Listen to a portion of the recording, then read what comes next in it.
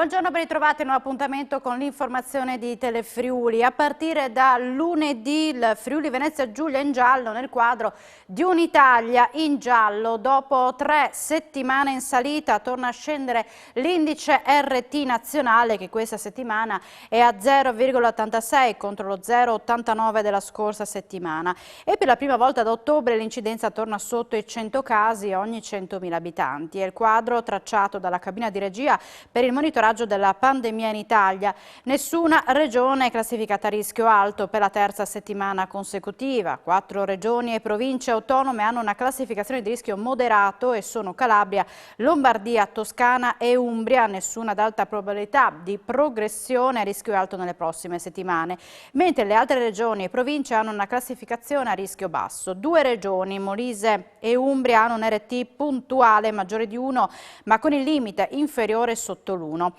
Scende il numero di regioni e province autonome che hanno un tasso di occupazione in terapia intensiva nelle aree mediche sopra la soglia critica. Lombardia e Toscana sono sopra la soglia limite del 30% per le intensive, mentre la Calabria è sopra la soglia limite del 40% per i reparti di area medica. La settimana precedente le regioni sopra soglia erano 5. Il tasso nazionale di occupazione in intensiva è sotto la soglia critica al 23%, quelle nelle aree mediche è al 24%. Intanto il Consiglio dei Ministri dovrebbe riunirsi mercoledì per definire nuovi parametri alla base della classificazione dei livelli di rischio e quindi dei colori delle regioni. Questa mattina sono stati aperti oltre 25.000 ombrelloni sui 130 km di costa del Friuli Venezia Giulia per l'evento di lancio della stagione estiva, in cui era presente dalla terrazza mare di Legnano Sabbiadoro l'assessore regionale alle attività produttive e turismo Sergio Emilio Bini e in collegamento i sindaci delle località balneari della regione. Domani partirà ufficialmente anche la stagione estiva a Legnano Sabbiadoro e l'assessore al turismo Massimo Brini nell'occasione ha annunciato alcuni eventi. Legnano Sabbiadoro pronta ad accogliere di nuovo i suoi turisti affezionati.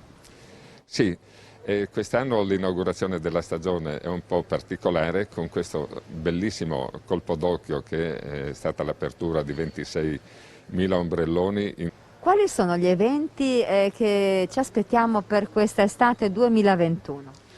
Ne abbiamo diversi in programmazione con 8 concerti di grandissimo livello. 8-9, dovremo partire con il 3 giugno e poi ad esempio un nome Cristina D'Avena, ma ci saranno anche altri artisti di fama nazionale, ma aspettiamo di controfirmare tutti i contratti per poter fare un annuncio ufficiale di tutto quello che sarà la programmazione estiva.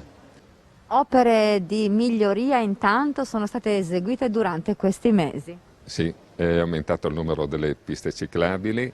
Ne abbiamo aperte diverse, il Passo Barca aprirà il 29 di maggio e dopo tutta una serie di lavori, a iniziare da Piazza Orsella al rifacimento di tantissimi marciapiedi, strade, l'apertura di quello spazio davanti al pronto soccorso che era chiuso per i lavori sul lungomare con un altro bel parco. Ecco, del problema del pronto soccorso avevamo già evidenziato a fine settembre del 2020 tutta una serie di prospettive per la riapertura nel 2021 e poi a ottobre abbiamo inviato una nuova lettera indicando quelle che sarebbero state per noi le date preferenziali per l'apertura. Diciamo, pensavamo già ad aprile, ma comunque avevamo detto i primi di maggio come limite ultimo per l'apertura del pronto soccorso.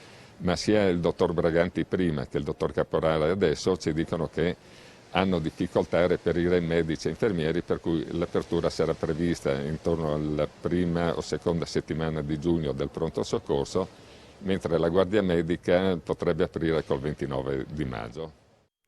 La A4 sarà chiusa dalle 18 di sabato 15 maggio alle 10 di domenica 16 nel tratto di San Donà di Piave La Tisana in direzione Trieste, nel tratto La Tisana, nodo di Portoguaro in direzione Venezia. Il provvedimento si è reso necessario per il varo del nuovo cavalcavia di Portoguaro. 60 metri di lunghezza, 19,80 di larghezza, 510 tonnellate di peso. Sono i numeri che caratterizzano la campata centrale del nuovo cavalcavia del nodo di Portogruaro, l'opera regina del primo sublotto del secondo lotto della terza corsia della 4. Il varo è atteso nella notte tra sabato e domenica, ma le operazioni sono iniziate già nella mattinata di mercoledì. Durante il cantiere notturno programmato da Autovie Venete, la campata verrà trasportata dai carrelloni all'interno dell'autostrada, che sarà chiusa al traffico e calata sulle pile. Il nuovo cavalcavia sarà completato nei prossimi mesi. La 4 sarà chiusa dalle 18 di sabato 15 maggio alle 10 di domenica 16 nel tratto San Donà di Piave Latisana in direzione Trieste e nel tratto Latisana Nodo di Portogruaro in direzione Venezia. Il traffico proveniente da Venezia sarà fatto uscire al casello di San Donà perché San Stino non è in grado di supportare la capacità dei transiti previsti a quell'orario in base al numero di piste a disposizione. La pioggia accaduta in questi giorni, fa sapere Autovie Venete, ha fatto slittare alcuni interventi di manutenzione della pavimentazione che interessavano la rampa di San Donà, provenienza Trieste, e l'innesto della rotatoria della strada regionale 251 di Portogruaro alla A28 in direzione Conegliano. Verrà riprogrammata anche la chiusura della direttrice Udine-Venezia prevista per questo weekend nel nodo di Palmanova, dove prosegue a intervalli a causa della pioggia la stesa dell'asfalto drenante, atto finale del primo sublotto del quarto lotto della terza corsia. Le notizie di cronaca, paura questa mattina a Trieste per la scomparsa di una ragazza appena 19enne che da 12 ore non dava più notizie di sé. La giovane era stata vista l'ultima volta ieri sera quando alle 20 circa il suo fidanzato l'aveva lasciata alla stazione del Corriere per salire su un bus diretto a Duino. Dopo il lungo silenzio della figlia, la madre, spaventata, si è così recata dalle forze dell'ordine per presentare formale denuncia. Dopo solo poche ore di ricerche, grazie anche al passaparola che si è innescato sui social, la giovane ha contattato i familiari facendo cessare così l'allarme e l'angoscia per i suoi familiari.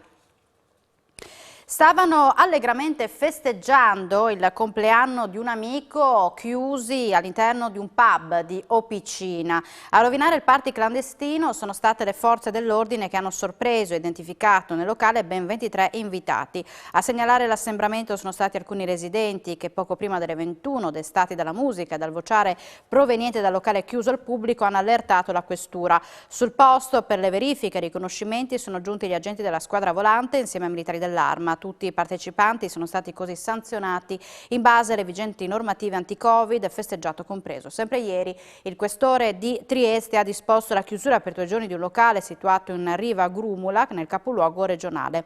Il provvedimento è stato preso dopo che all'interno dell'esercizio commerciale era stata riscontrata la presenza di 2 avventori intenti a consumare al banco. 10 anni fa a Bratislava aveva noleggiato ben 5 veicoli senza restituirli. Lunedì scorso, in seguito all'emissione di un mandato di arresto europeo, i carabinieri di Udine hanno fermato e portato in carcere un pregiudicato udinese di 53 anni, accusato di non aver mai riportato i mezzi all'autonoleggio slovacco dal quale si era rivolto per utilizzare una Skoda e un furgone e 2 furgoni. Il danno complessivo stimato dalla società è di 114.000 euro. Se le accuse di appropriazione indebita, se verranno confermate, l'uomo, secondo la legislazione del paese estero, rischia 10 anni di espiazione. La Giunta regionale continuerà a sostenere le aziende che hanno bisogno di liquidità per ripartire. Lo hanno annunciato l'assessore Sergio Bini, che a Economai FVG a Telefriuli ha anticipato su una misura di grande importanza per le medie e piccole microimprese, una delibera per portare le moratorie fino al prossimo 31 dicembre. È chiaro ed è fondamentale durante la ripartenza garantire alle imprese il cash flow, vale a dire soprattutto per quanto riguarda le piccole e medie imprese, le microimprese, e queste stanno ricominciando a lavorare, quindi stanno ricominciando a produrre, stanno ricominciando a fatturare e di conseguenza anche a fatturare. È chiaro che noi dobbiamo aiutarle nel garantire flusso di cassa. Di conseguenza moratorie. Io mi appresterò a portare anche in giunta un'ulteriore delibera mediante la quale porterò come dire, le moratorie al 31/12/2021, quindi dando ancora ossigeno alle imprese, sostenendo le imprese. Andremo a, come dire, a potenziare quelli che sono i fondi di rotazione, cioè adesso c'è bisogno di immettere liquidità nel sistema per permettere alle aziende sane di traguardare il futuro con un certo ottimismo. Questo adesso ti chiedo, guardate, le imprese adesso ti chiedono di poter lavorare, di, come dire, sburocratizzare un po' tutta quella che è la macchina degli aiuti, ma non solo della regione, parlo anche delle banche, ci mancherebbe altro, perché quando parli di microprestiti, perché quando tu hai a che fare con il piccolo artigiano ti chiede mica centinaia di migliaia di euro di affidamento, ha bisogno della liquidità per andare avanti. Ecco, noi abbiamo per esempio per questo comparto, grazie a fatto un accordo con Permicro, come Regione Friuli Venezia Giulia, per appunto questi tagli molto piccoli ma assolutamente vitali per questi settori. Chiudiamo con una notizia di cronaca, una finale entusiasmante, quella della K1 200 metri nelle gare di qualificazione olimpica in Ungheria, dove ieri pomeriggio la triestina Francesca Genzo, giungendo seconda a 88 centesimi dall'inglese Kerr, ha conquistato il pass per i Giochi Olimpici di Tokyo. 28 anni, tesserata per le fiamme azzurre, Francesca Genzo ha firmato la miglior prestazione al femminile della canoa italiana, che vedrà a Tokyo a luglio riaccendersi le speranze di una medaglia. Siamo in chiusura, subito dopo la pubblicità, appuntamento con A Voi la Linea. Grazie per l'attenzione e buona giornata.